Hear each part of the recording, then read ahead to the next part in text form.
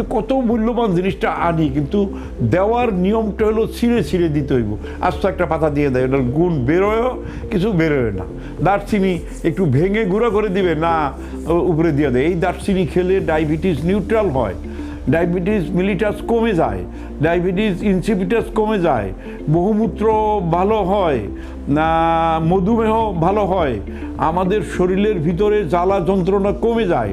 জেনে শুনে বুঝেও কিন্তু আপনার ডায়াবেটিসের জন্য কেউ দারচিনি খায় না, কেউ কেলা কচু পাতা বলে গ্রাম দেশে, কেলা কচু ফল, কেলা কচু লতা, এখন যেগুলি শহরের রাস্তায় রাস্তায় বিক্রি হয়। একটা মূলা শাক, গ্যাস্ট্রিকের একটা মহা ঔষধ। মূলা শাক মূলো রাস্তায় পড়ে যায়, 2 টাকা কেজি, কেউ কিনে খায় না, কিন্তু মূলা একটা মহামূল্যবান স্টমাকের জন্য একটা ঔষধ। আপনার গাজর হলো ভিটামিনের সম্রাট, সেই গাজরকে কিন্তু আমরা খাই না।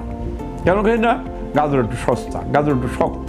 কিন্তু এই গাজর দিয়ে আপনি যদি বিভিন্নভাবে হালুয়া করেন, সালাদ করেন, গাজরের শরবত করেন, তাহলে আলহামদুলিল্লাহ এটা অনেক বেশি আমাদের শরীরের মধ্যে ভিটামিন এ, বি, সি সব ভিটামিনই গাজরের ভিতরে আছে।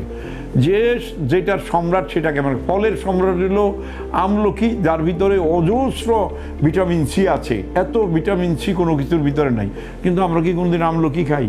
আমাকে একজন লোক টাঙ্গাইলের বলল যে ভাই, আমার 8টা আমলকি গাছ নিচে পড়ে কালো হয়ে যায়, তাই আপনি চুইং আমলকি করলেন, চুইং জিঞ্জার করলেন, চুইং গাজর করলেন। তখন আমি মনে খুব ভরসা পেলাম, আমার দাম যাই দেন না, আমি 8 বস্তা আপনার জন্য টাঙ্গাইল থেকে নিয়ে আসছি। আপনি আমাকে বেশি না, যা আমাকে আমার গাড়ি ভাড়া বাদে যা আছে আমার 5 টাকা করে ধরে দেন। দেখেন, চিন্তা করেন যে এই আমলকি এত মূল্যবান ফল, আমরা এটা কেউ খাইতেছি না। আলহামদুলিল্লাহ।